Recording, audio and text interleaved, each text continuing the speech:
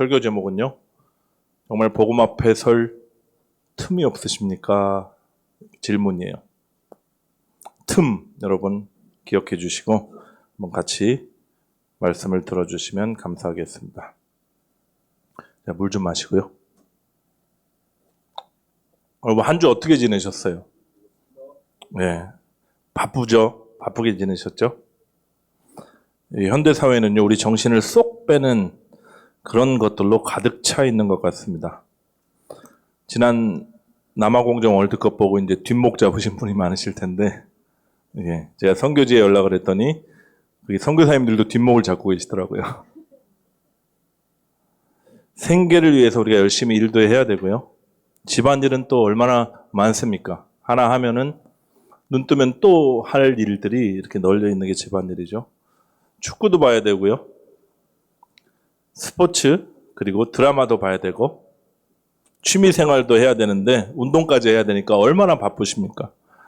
제가 질문 하나 드릴게요. 여러분, 지난 한 주 동안 이렇게 바쁘게 지내시면서 하나님 말씀 앞에 몇 분 정도 서 계신 것 같으신가요?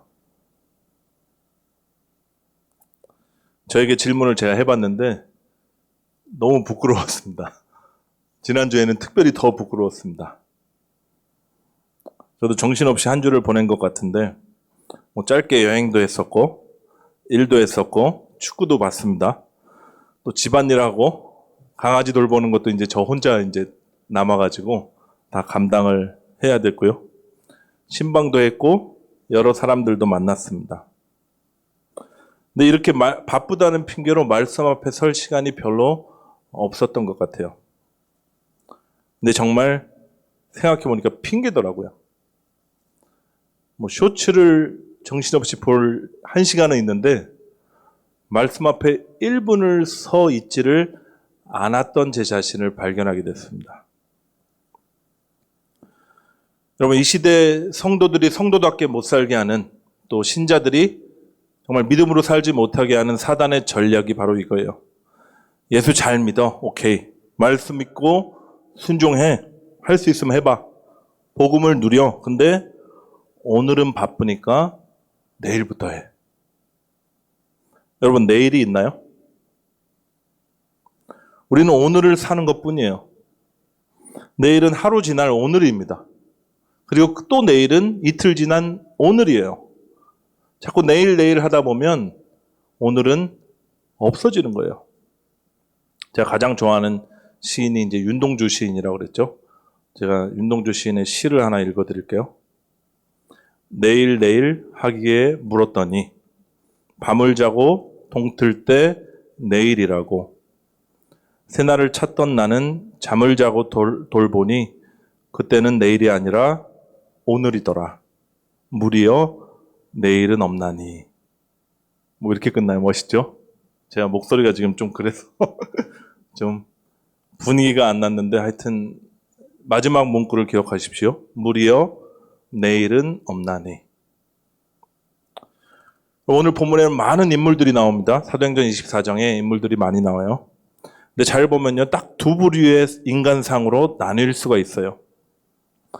기득권과 탐욕을 위해서는 수단 방법 가리지 않는 세상의 권력자들이 있고요.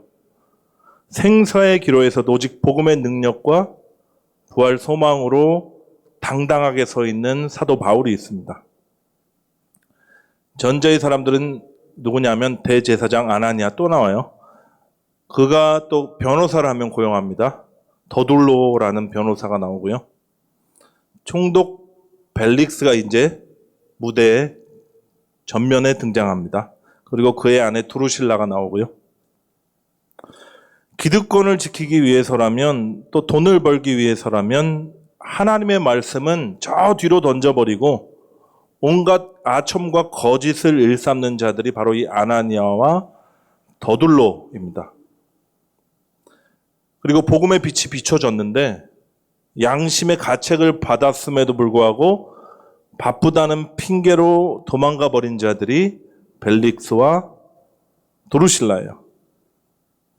오늘은 이들의 행태를 같이 볼 거예요. 그러면서 이들과 대비된 그 사도 바울의 태도를 우리가 보면서 우리의 삶도 함께 돌아봤으면 좋겠습니다. 내일부터 해야지. 저도 많이 그래요. 좀 여유가 생기면 또 성경을 다시 밀린 거를 처음부터 또 다 읽어야지. 뭐 이런 핑계, 우리가 가졌던 핑계 다 내려놓고요. 우리의 매일의 삶 가운데 지금 여기서 말씀 앞에 서는, 또 복음을 누리고 주님과 교제하는 삶이 시작되기를 간절히 소망합니다. 사도행전 24장 1절부터 제가 볼게요. 닷새 후에 대제사장 아나니아가 어떤 장로들과 한 변호사 더둘로와 함께 내려와서 총독 앞에서 바울을 고발하니라. 여러분, 지난주 설교 마지막 기억나시죠? 470명의 로마 정예군의 호의를 받으면서 바울이 가이사랴로 이렇게 호송이 됩니다. 당시 가이사랴가 로마 제국의 총독부가 있던 실질적인 유대 지방의 정치, 행정의 수도였어요. 군사의 수도였습니다.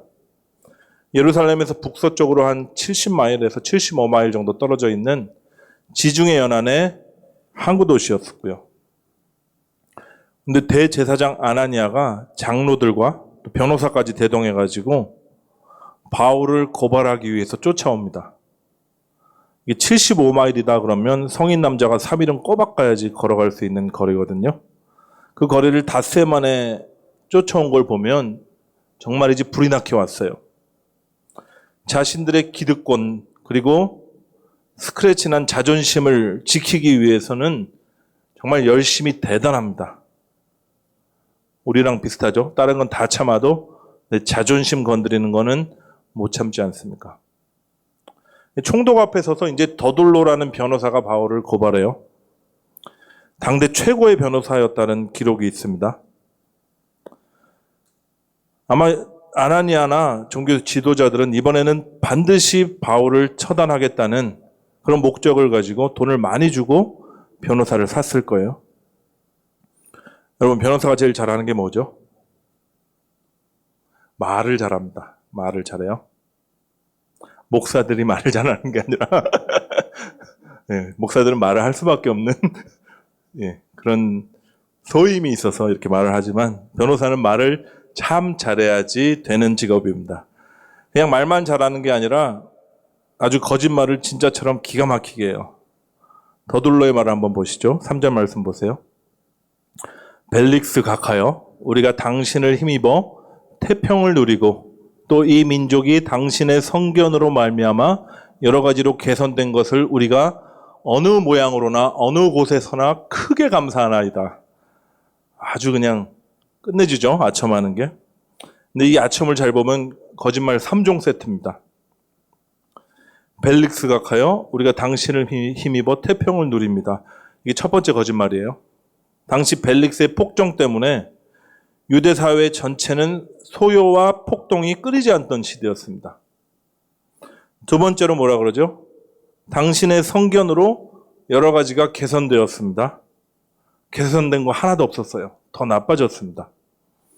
살기 정말 힘들어졌는데 지금 새빨갛게 거짓말하고 있는 거예요. 마지막에 이러죠. 어느 모양으로나 어느 곳에서나 크게 감사하나이다. 감사하는 사람이 어디 있어요? 한 명도 없었어요. 근데 지금 더둘로가요, 최고의 변호사답게 말을 하고 있는 겁니다. 아첨의 끝판왕을 보여주고 있어요. 왜 그럴까요? 바울에게 사형 선고를 내릴 수 있게 돼야지 자기가 이 돈을 얻을 수 있기 때문입니다. 그리고 그 권한은 지금 총독에게 있으니까요. 이제 더 나쁜 놈이 나옵니다. 이제 제가 총독 벨릭스에 대해서 잠깐 소개를 해드릴게요. 이 벨릭스라는 자는 노예 출신이에요. 글라우디오 황제 어머니 이제 안토니아의 노예였습니다. 그래서 주인의 이름을 따서 본인 이름이 안토니우스 벨릭스입니다. 근데 노예에서 총독의 자리까지 오를 정도 되면 진짜 독한 사람이에요. 근데 그가 어떻게 총독의 자리에 올랐냐? 바로 그 친형이 이름이 팔리스인데 그 친형이 글라우디오 황제의 내무장관이었거든요.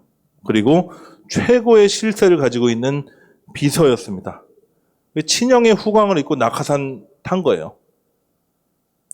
전승에 의하면요, 이 친형 팔릭스는 왕에게 온갖 나쁜 유흥을 소개를 시켜주면서 왕의 호감을 샀다고 합니다. 그래서 권력을 등에 업고 또 재리에 밝아가지고 돈을 엄청나게 모아서 당대 최고의 부자가 됐대요. 이런 형의 낙하산 청탁을 통해서 이제 벨렉스가 유대의 네 번째 총독이 된 거예요. 근데 그는 극도의 잔인함과 또 탐욕으로 유대 사회를 짓밟았습니다. 책을 보면 열심당의 소요를 잠재우기 위해서요, 사람들을 잡아서 고문하기 일쑤였고요. 이들을 학살했는데 어떻게 학살했냐? 십자가에 달아서 죽여버렸대요. 또 인생의 목적이 돈이라서 돈을 너무 밝혀서 뇌물을 엄청나게 거둬들였다고 합니다. 당대 정치인 중에 탐욕스럽고 잔인하기로 하면 둘째가라면 서러운 자가 이 벨릭스였어요. 역사가 타키투스가 그를 뭐라고 평가하냐? 왕의 권력을 노예의 마음으로 행세한 사람이다, 이렇게 평가해요. 권력은 왕처럼 휘두르는데 그의 마음은 늘 돈과 탐욕과 권력과 욕정의 노예였단 말이에요. 엄청나게 무서웠겠죠? 이런 벨릭스를 한참 띄워준 더둘로가 이제 바울을 이렇게 고소해요. 이런 얘기를 먼저 시작합니다. 당신을 더 괴롭게 아니하려 하여 우리가 대강 여짜옵나니 관용하여 들으시기를 원하나이다. 말 진짜 잘하죠? 얼마나 더 잘하는지 바울의 고소 내용을 한번 보겠습니다. 우리가 보니 이 사람은 전염병 같은 자라 천하에 흩어진 유대인들을 다 소유하게 하는 자요 나사렛 이단의 우두머리라, 이렇게 얘기해요. 당시 로마는 전염병이 창궐할 때가 많았다 그래요. 정복 전쟁을 통해서 영토를 늘려갔는데 노예들을 끌고 오면 노예만 오는 게 아니라 각지에 퍼져 있던 전염병 균들이 같이 붙어왔다고 합니다. 근데 이 바울이 전염병의 숙주 같은 자라고 지금 말하고 있는 거예요. 여러분, 한국에 이제 코로나가 창궐했을 때 온 국민의 지탄을 받은 한 사람이 있었는데 이름은 모르겠고요. 31번 확진자 기억나세요?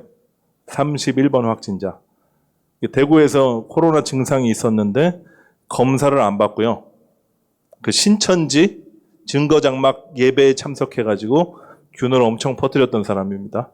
나중에도 치료받기를 거부하고 그래서 국민들의 지탄을 받았었어요. 당시 온 국민이 얼마나 분노했는지 여러분 기억하실 거예요.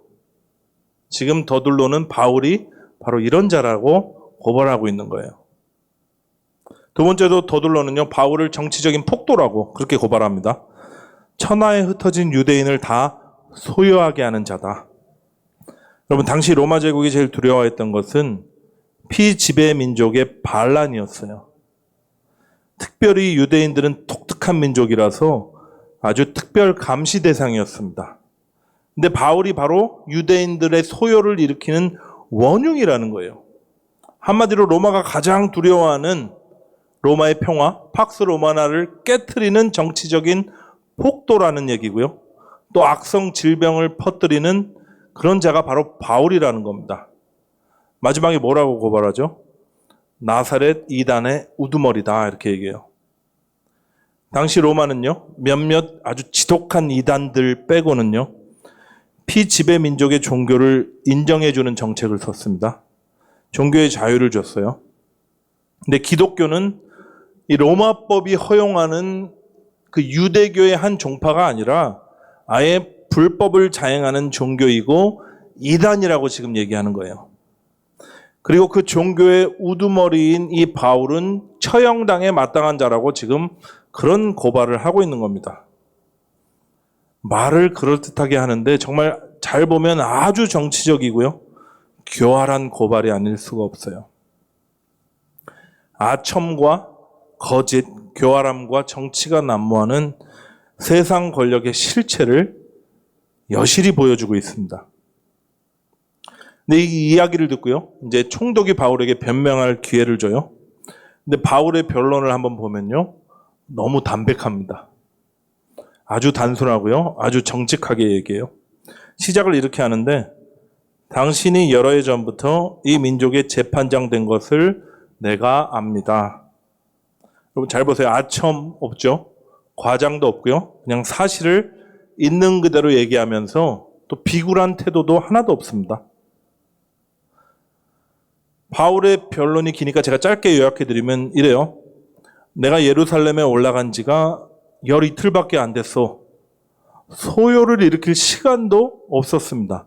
그리고 내가 무리를 소동하는 걸 본 증인도 한 명도 없고 고발하는 자들이 가져온 증거 하나 없습니다. 나는 그저 내 민족을 구제하기 위해서 연보를 가져와서 전달해 줬고 또 그 가운데 결례를 행한 것 말고는 한 일이 없습니다. 어떠한 모임이나 소동에도 참여하지 않았고 오직 성전에만 있었던 걸 사람들이 다 봤습니다. 근데 이런 바울의 변론의 태도를 보잖아요. 우리 같아서는 지긋지긋하잖아요. 아나니아와 유대 장로들이 여기까지 75마일 떨어진 곳까지 쫓아와가지고 지금 거짓으로 고발하는 것을 보면 속이 뒤틀리고 분노가 폭발할 법도 한데 전혀 그런 기색도 없습니다.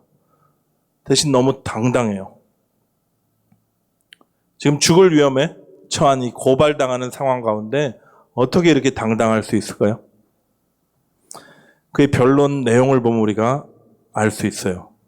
첫째 이유가 뭐냐? 그가 부활에 대한 소망을 가졌기 때문입니다. 14절 하반부에서 15절 보시죠. 나는 그들이 이단이라 하는 도를 따라 조상의 하나님을 섬기고 율법과 선지자들의 글에 기록된 것을 다 믿으며 그들이 기다리는 바 하나님께 향한 소망을 나도 가졌으니 곧 의인과 악인의 부활이 있으리라 함이니라. 바울은 부활을 믿었습니다. 그리고 소망했어요. 바울에게 부활은 단순한 교리가 아니었습니다. 생사를 넘나드는, 생사를 뛰어넘어 정말 총독 앞에서도, 앞으로 이제 가이사 황제 앞에 쓸 거거든요. 황제의 법정 앞에서도 당당하게 말할 수 있는 복음의 능력이었습니다. 그게 부활의 능력이에요. 부활을 진짜 믿는 자는 바울과 같습니다. 우리가 육신을 가졌으니까 죽고 사는 문제 앞에 서면 왜 두렵지 않겠어요? 그렇지만 죽고 사는 문제에 연연하지 않습니다. 왜냐하면 죽음 이후에 악인은 영원한 심판을 받을 것이고 의인에게는 영원한 생명이 기다리고 있기 때문이에요. 두 번째, 바울이 이토록 당당할 수 있었던 이유는요, 하나님과 사람 앞에 꺼리낌이 없는 양심을 가졌기 때문입니다. 16절 말씀 함께 보시죠. 같이 읽을게요. 시작. 이것으로 말미암아 나도 하나님과 사람에 대하여 항상 양심에 꺼리낌이 없기를 힘쓰나이다. 여러분, 양심이 뭐죠?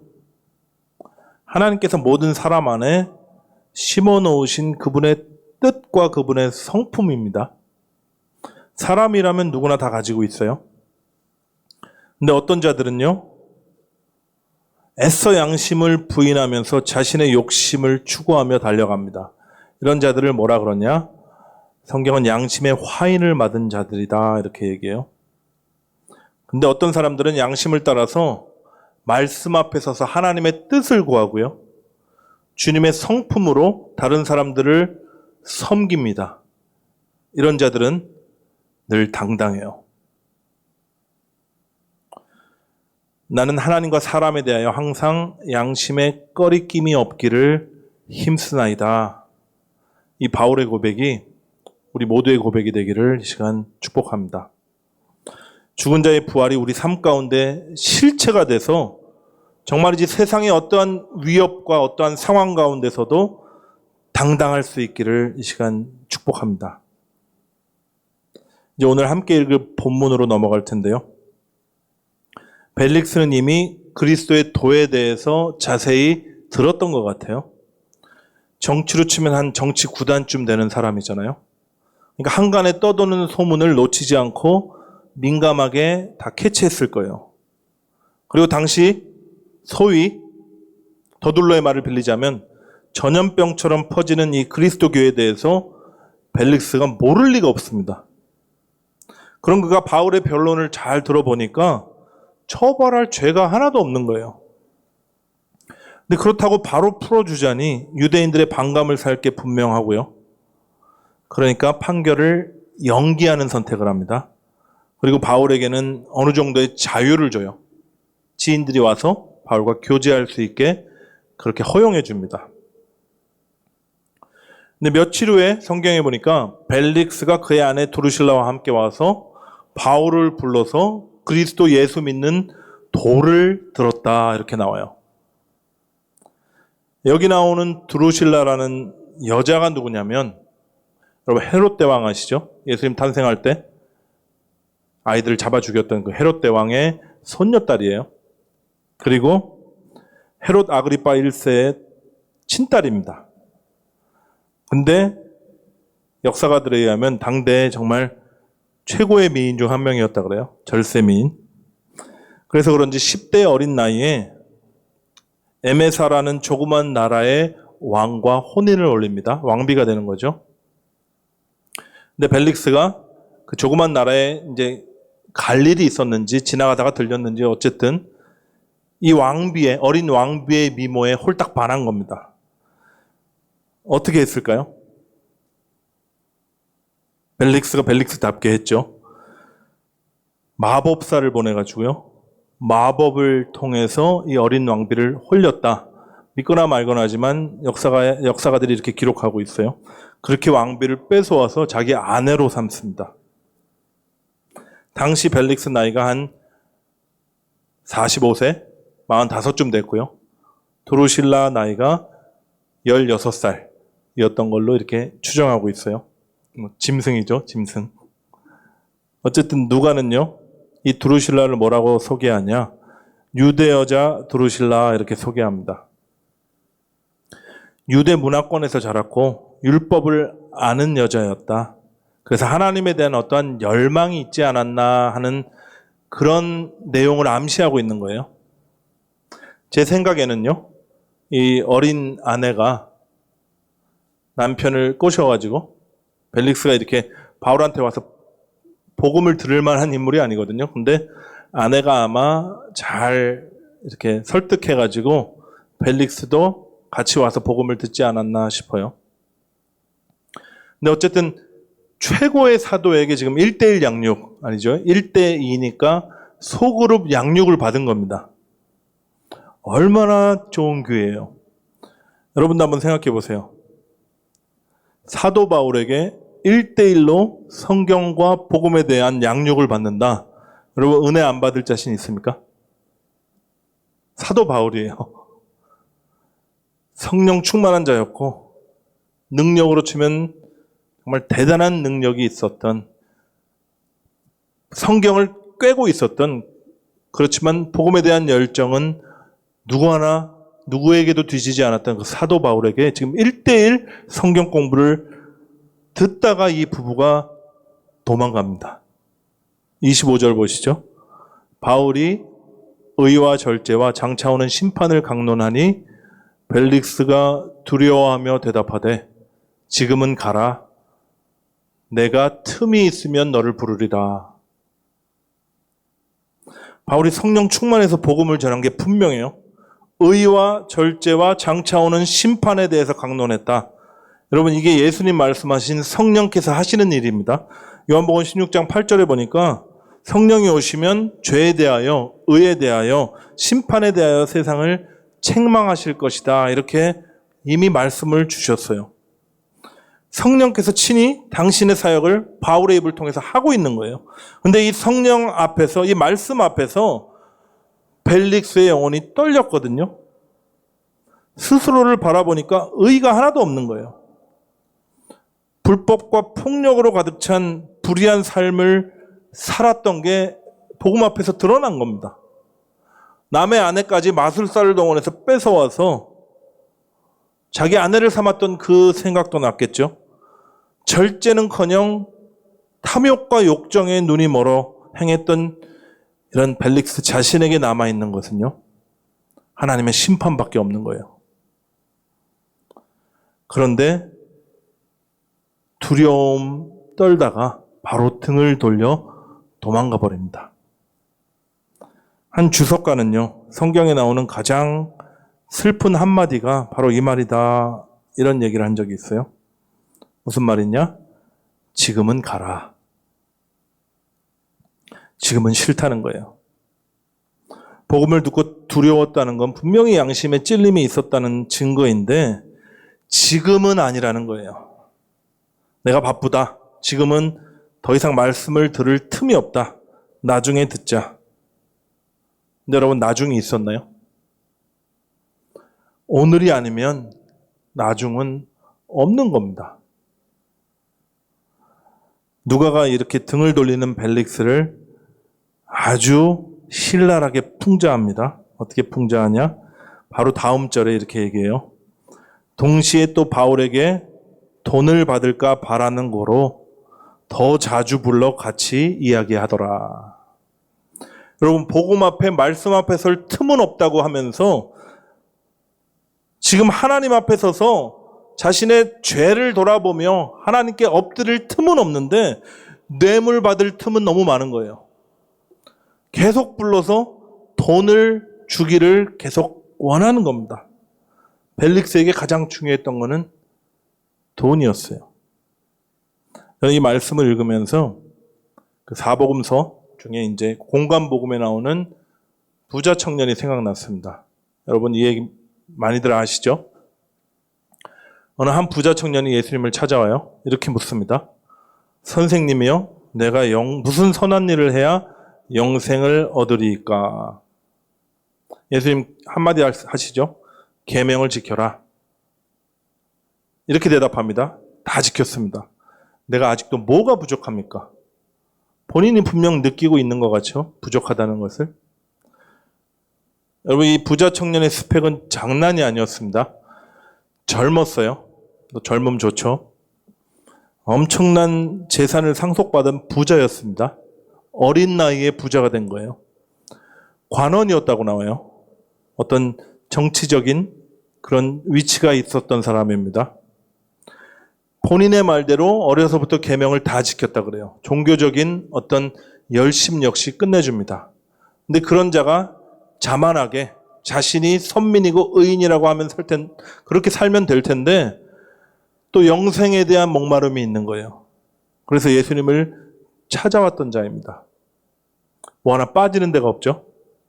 예수님이 그를 보며 사랑하셨다 이렇게 마가는 그렇게 기록하고 있어요.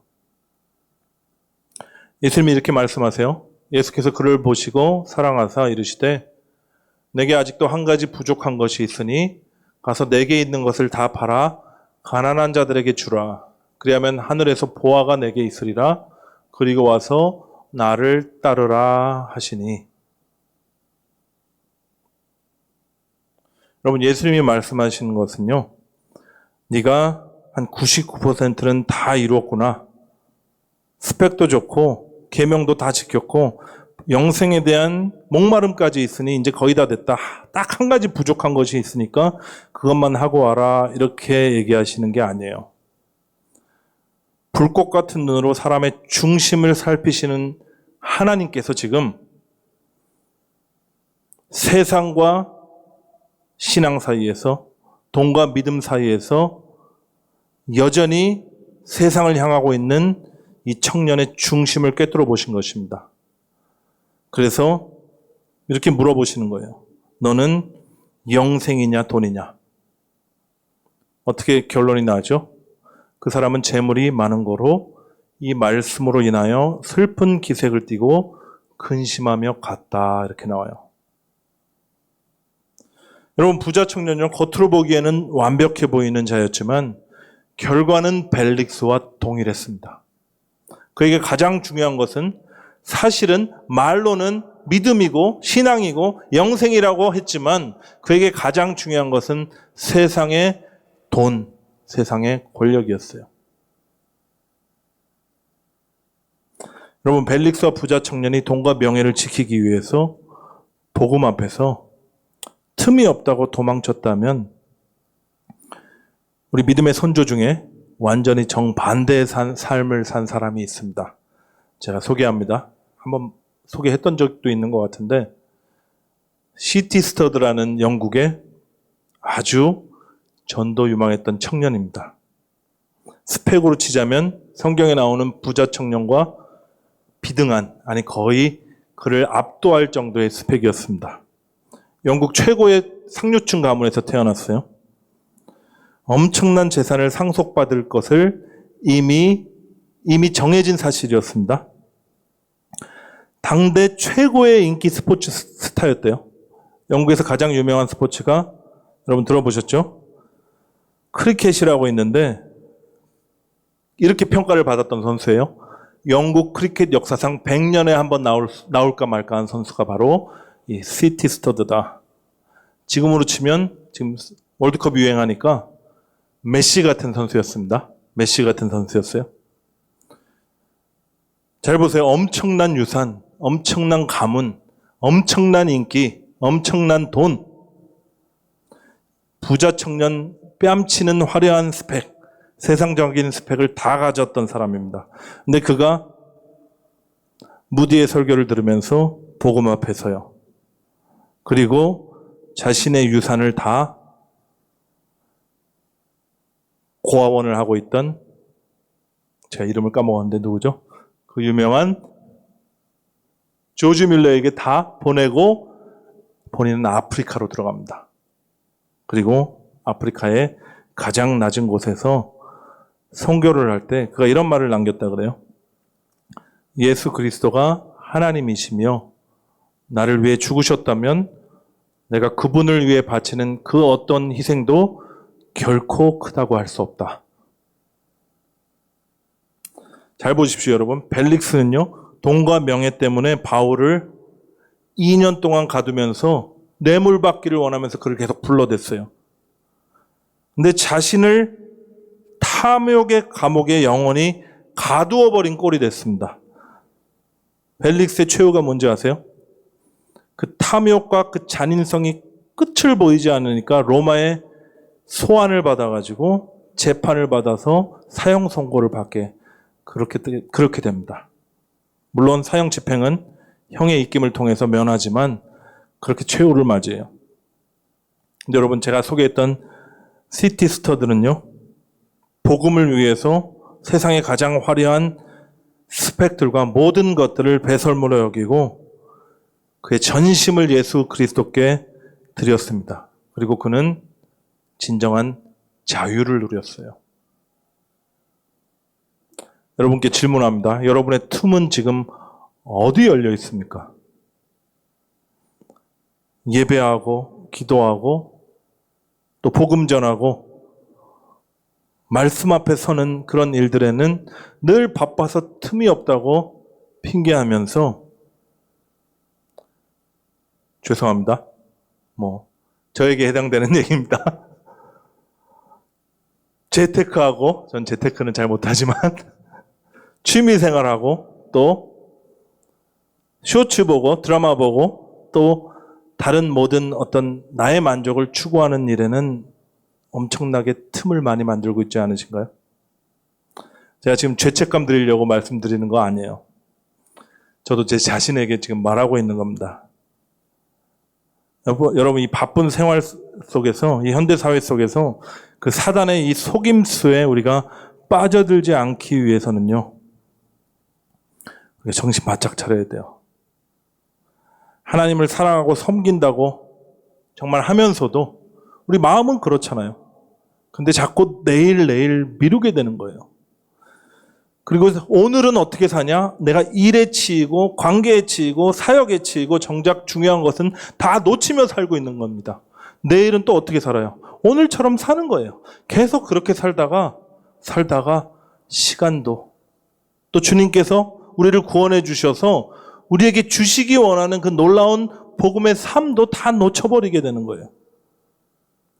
여러분, 늦지 않았습니다. 아직 우리 목숨도 붙어있고 우리에게 남아있는 삶이 날이 많습니다. 여러분, 말씀 앞에 서십시오. 틈이 없으면 틈을 만들어서라도 매일 복음 앞에 서시기를 바랍니다. 그리고 우리의 참 복음 되신 예수 그리스도를 늘 생각하시고 그분과 대화를 하시고 또 교제 나누는 일에 우리의 삶의 우선순위를 다시 우리가 놓기를 시간 바랍니다. 이게 우리의 존재 목적이에요. 이걸 위해서 주님이 우리를 찾아오셨고 우리를 구원해 주신 것입니다. 틈이 없다면서 정말이지 아무짝에 쓸모없는 일들에 시간을 물같이 쏟아부으면서 보내버린다면 이보다 어리석은 사람이 어디 있겠어요? 우리에게 주어진 복음이 이 정도입니까? 그러면 당장은 쉽지 않습니다. 왜냐하면 관성이 있어요. 우리가 이렇게 살아온 세월이 있습니다. 또 제가 지금 시티스터드처럼 전 재산을 다 바치고 아프리카 오지로 들어가라는 그런 말씀을 드리는 것도 아니에요. 오늘을 살자는 거예요. 지금 여기서 오늘 하루 우리가 할 수 있는 것부터 하자는 겁니다. 하나씩 하나씩 말씀도 가까이 해보고 또 주님과 대화도 우리가 해보고 주님께서 하시는 말씀이 잘 들리지 않지만 우리가 계속 혼잣말이라도 우리가 주님께 대화를 걸어보잖아요. 그러면 우리의 영적인 감각이 조금씩 열려요. 그러다 보면 주의 말씀이 세밀하신 음성이 들려옵니다. 사람들을 만나서도 그 예수님의 성품과 예수님의 뜻, 뭐라 그랬죠? 우리의 양심을 따라 그분의 뜻과 생명이 흘러가는 그런 삶을 우리가 지금 오늘 살아보자는 겁니다. 바울처럼 부활 소망 우리에게도 있어요. 하나님께서 심어주신 양심도 동일하게 있습니다. 그래서 그 양심에 거리낌 없이 당당하게 살 수 있도록 성령 하나님 우리에게 보내주셨어요. 여러분, 성령님 손 꽉 붙들고 성령을 쫓아 행함으로 말미암아 정말 예수 그리스도의 그 주님 행하셨던 그 길 따라가는 우리 모두가 되기를 예수 그리스도의 이름으로 축복합니다. 우리 함께 결단 찬양하시고 또 함께 기도로 주님께 나아가도록 하겠습니다.